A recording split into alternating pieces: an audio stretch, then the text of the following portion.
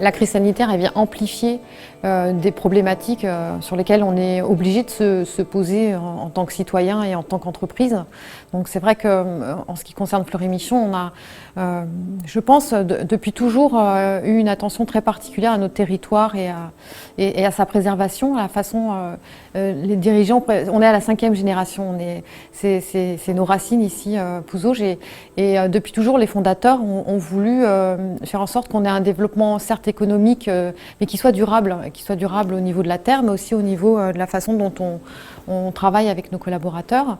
Et là, aujourd'hui, les vraies questions qui se posent pour nous, ce sont comment on répond notamment aux enjeux climatiques et comment finalement notre activité elle peut contribuer ou en tout cas avoir le moins d'impact possible sur la planète. Une partie de notre développement va être dans la façon de répondre à des attentes, beaucoup plus de simplicité, de naturalité de la part pour les consommateurs, des attentes écologiques, ça c'est clair, autour de comment finalement demain on revoit la façon d'emballer nos produits. Et puis après, pour revenir au territoire, on a aussi, on essaie de développer des initiatives plus locales.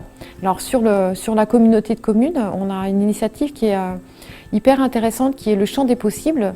Donc c'est une association entre Fleury-Michon et des éleveurs et agriculteurs locaux. Et là, l'idée, c'est d'essayer de revenir donc vraiment à l'essentiel et au territoire en créant un modèle commun où finalement on essaierait de recréer un système économique local où finalement les éleveurs du bocage ou de la communauté de communes viendraient finalement fournir en légumes bio Fleury-Michon. Et donc ça existe depuis 5 ans et ça marche plutôt bien.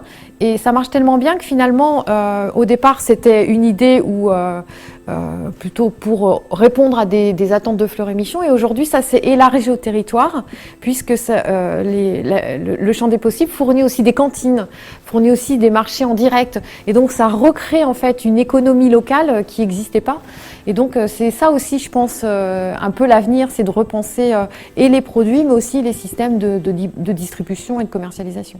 Je pense qu'on a beaucoup de chance d'être dans cette dynamique. C'est évidemment une initiative qu'on soutient et qu'on entourage. Pour Fleury-Michon, c'est important d'être aussi sur un territoire attractif qui a intégré en fait toutes ces questions de transition alimentaire, transition écologique.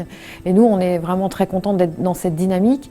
Ce que j'aime beaucoup dans ces initiatives, c'est que, et là on retrouve toute la mobilisation à la vendéenne, c'est-à-dire voilà, des entreprises de toute taille, des collectivités, des citoyens qui sont à un moment donné capables de se mettre autour d'une table et de travailler sur des problématiques communes et sans prendre en compte la taille, le poids économique ou autre, mais on est sur, on va dire, des échanges et des avancées à parts égales et je trouve que c'est très très intéressant de travailler comme ça. On est dans la co-construction, ce ne sont pas des modèles imposés de suite, mais donc c'est très très positif évidemment qu'on l'encourage. Je pense que le progrès va sûrement venir de la simplicité ou d'un retour à la simplicité, aux racines, à nos territoires et au local.